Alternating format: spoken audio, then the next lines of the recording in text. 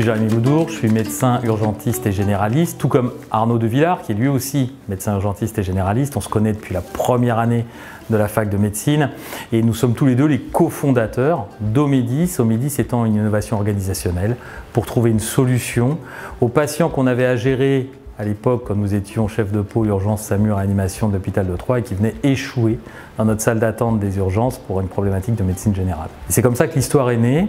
On s'est tout de suite intéressé à la télémédecine en se disant peut-être que ça peut répondre à une partie au moins de la problématique. On s'est formé, on a fait un diplôme universitaire de santé connectée à Paris-Bichat et puis on a réfléchi au projet organisationnel, au cœur de projet d'Omedis pour apporter cette réponse à nos patients.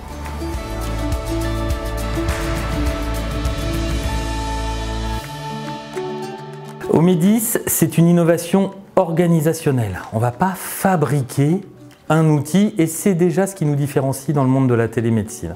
On va voir la télémédecine comme une pratique et cette innovation, elle repose sur un triptyque dont le premier pan du triptyque est de mobiliser les disponibilités médicales résiduelles d'un territoire. Alors ça peut sembler complexe. On se dit que les médecins, on est tous débordés du matin au soir, week-end et jours fériés compris.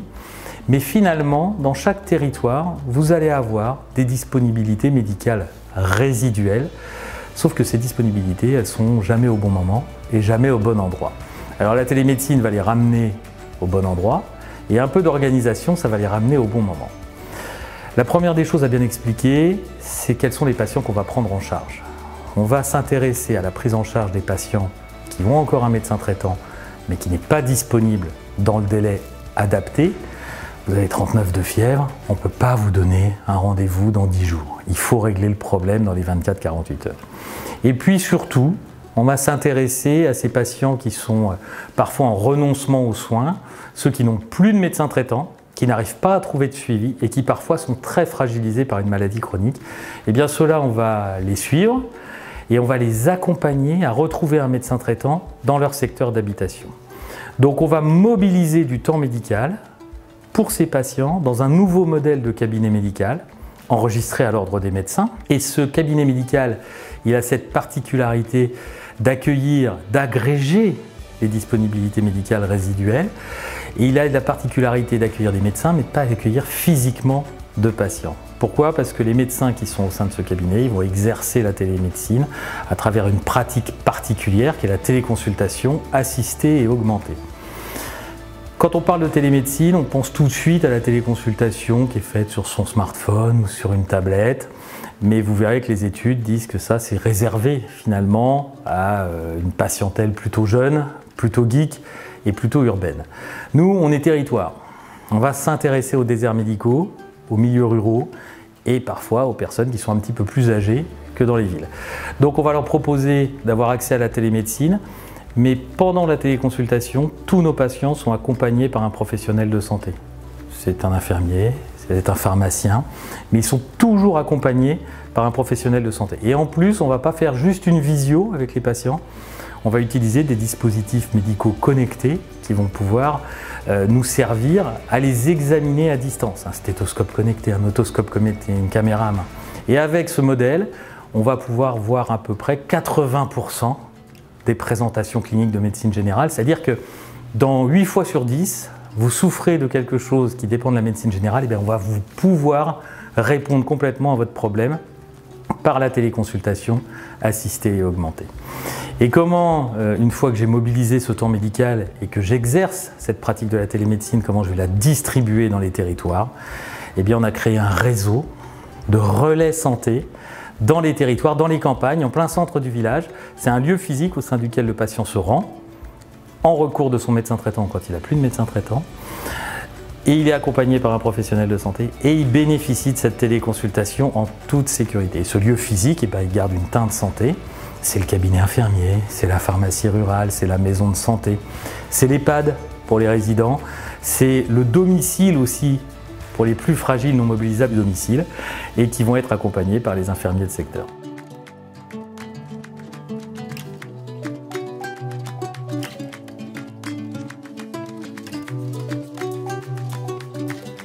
La pratique médicale, elle doit être rendue accessible au plus grand nombre si on veut qu'elle soit efficace.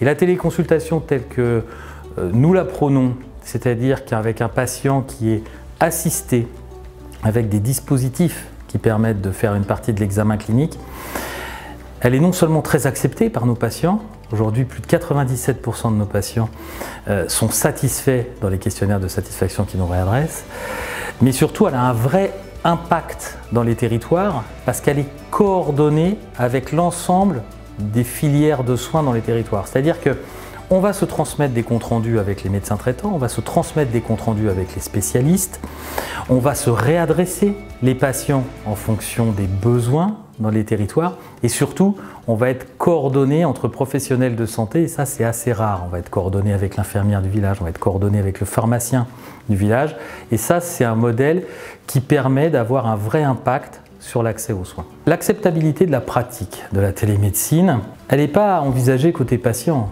Le patient, quand on lui trouve une solution, globalement, il l'accepte. Le problème de la télémédecine, il était côté médecin. C'est vrai qu'on est une corporation qui n'est pas quand même les plus connues pour être les plus innovants. Le Covid a servi à ça, comme a servi aussi à passer en télétravail et à faire des réunions Zoom ou des réunions Teams. Eh bien, la télémédecine, elle est venue s'ancrer dans l'esprit des médecins en se disant que ce n'est pas un gadget et que maintenant c'est un passage obligé. Alors il faut s'en approprier, mais notre modèle, nous, il est très accepté à la fois par l'ordre des médecins, du conseil départemental au conseil national, à la fois par l'assurance maladie et à la fois par les représentations professionnelles des médecins, ce qu'on appelle les unions régionales des professionnels de santé. L'avenir en matière de télémédecine, je le vois plutôt comme un espoir, c'est-à-dire que ce soit une pratique incontournable aujourd'hui dans la pratique du quotidien de chaque médecin, que la télémédecine ne soit plus la propriété de sociétés commerciales et qui vont l'utiliser sans avoir aucun impact sur l'accès aux soins. Et puis si on le ramène un petit peu à Omedis, comment on voit l'avenir d'Omedis? L'avenir d'Omedis, c'est, et c'est ce qui est en cours, c'est de répliquer un modèle qui a fait la preuve de son concept dans le Grand Est et de le déployer maintenant au niveau national en passant à l'échelle.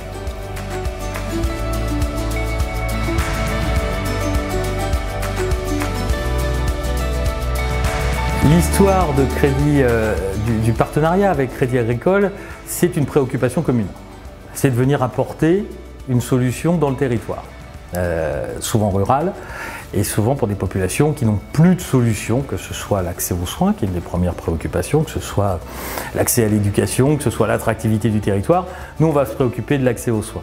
Et partageant ce diagnostic et cette préoccupation, la rencontre était naturelle dans l'ambition de Crédit Agricole d'accompagner les territoires et surtout d'accompagner les professionnels de santé qui ont des idées et des bonnes idées pour améliorer l'accès aux soins dans les territoires. La connexion avec le CACB, c'est une connexion en deux temps. C'est une première connexion au niveau national avec Crédit Agricole et cette ambition Crédit Agricole Santé et Territoire. Mais très rapidement, c'est des connexions avec les caisses régionales et dont la principale, puisque nous sommes sur le territoire de la caisse régionale Champagne-Bourgogne, avec des connexions de proximité et surtout quelque chose qui nous intéresse, c'est que l'ambition n'est pas d'être pour le Crédit Agricole un investisseur qui va chercher du profit à sortir dans 5 ans, mais l'ambition étant d'être un investisseur très opérationnel et créer des synergies opérationnelles dans le déploiement du modèle dans les territoires. Finalement, quel est le rôle de l'agent local dans le projet Omedis? Le premier point, c'est quel rôle ne peut pas avoir l'agence locale? Aujourd'hui, l'agence locale ne peut pas accueillir en son sein, dans son immobilier, la salle de téléconsultation. Pourquoi? Parce que on fait de la médecine dans un lieu où on peut faire de la médecine. C'est comme ça côté patient et c'est aussi comme ça côté de la profession. Donc nos lieux, nos relais santé dans les territoires, ce sont la pharmacie, le cabinet infirmier, la maison de santé de campagne, etc. Mais ça garde une teinte santé. Et le rôle de l'agent local, il est là. Finalement, c'est lui le relais de terrain qui va nous mettre en lien avec ce réseau, qui va lui évoquer des besoins et lui va pouvoir lui proposer des solutions.